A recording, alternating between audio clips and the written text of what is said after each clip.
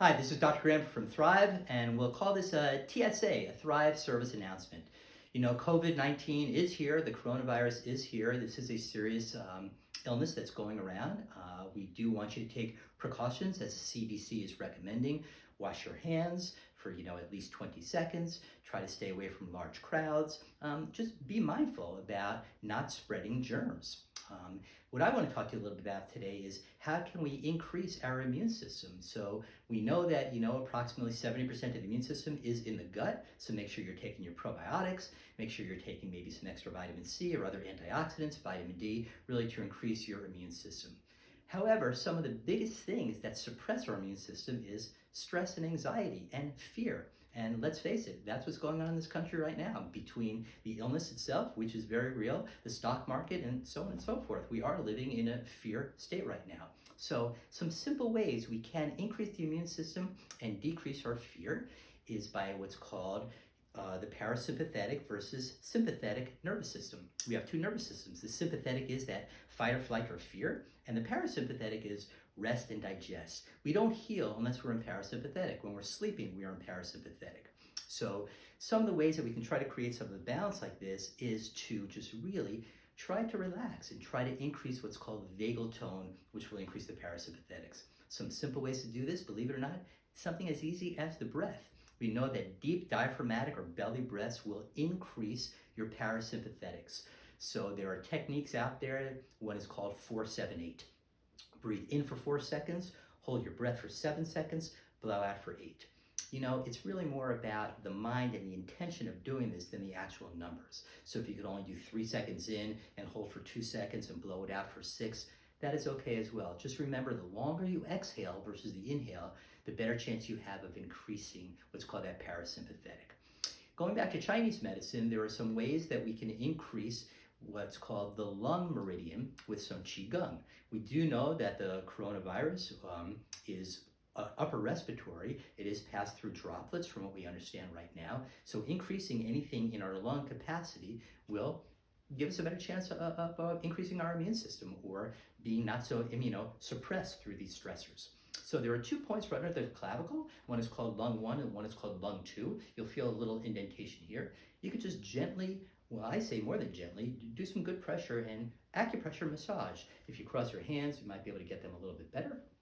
Another good thing to do is you could actually just tap these. This is a great way to stimulate those acupuncture points. The lung meridian starts here in Chinese medicine and goes down the arm this way. So we can tap the lung point, we can tap all the way down the arm and all the way up on the outside.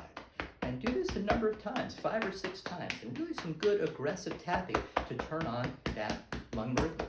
We'll go to the other side, go down, come on back up, go down, and go back up. Now, right around the elbow, some very strong points, lung 5 and another one called Kuchi, which is like an internal antibiotic. So it's great for coughs, it's great for upper respiratory, and by the wrist, there are other lung points as well. Both sides, very powerful around the elbows and around the wrists. So it's a great way to stimulate. Right in the center of the chest, there are a couple things going on right here. One is in the middle of the chest, right in between the breast or the nipples, is a point that is called Ren 17 or conception vessel 17.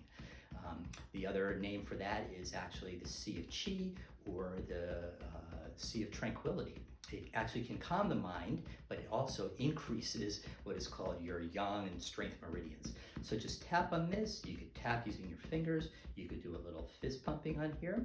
Also, what's under here is the heart. So it's a great way to calm down the fear and the stress because of the heart.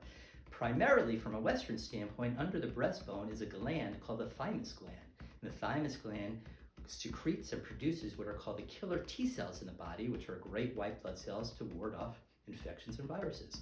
So just simple tapping. Remember that it's the mind that controls. In Chinese, they'll say that where the mind goes, the qi flows. So do this with intent, do this with some calming, and realize why you're doing this.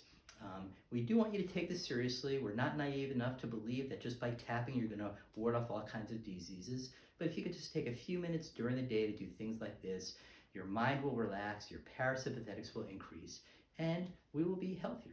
So please be careful out there, be smart, use your head. We're all in this together, and we will get through it. There is a special form of Qigong that if you Google what's called Badua Jin or the 8 brocades, and if you just Google that right now, this is being done in China in all the hospitals with people that have already been exposed to the virus. This is actually a form that I learned when I was in China. So over the next couple of days, I will be posting some videos of me doing certain parts of the 8 brocades, especially towards the lungs. So I'll do that over the next few days, and then maybe I'll even do the whole 8-part series that you can kind of follow along. It's a great way to relax. It's a great way to increase immune system, and that is called Medical Qigong 8 brocades. Be safe, be well, and we will speak to you in a few days.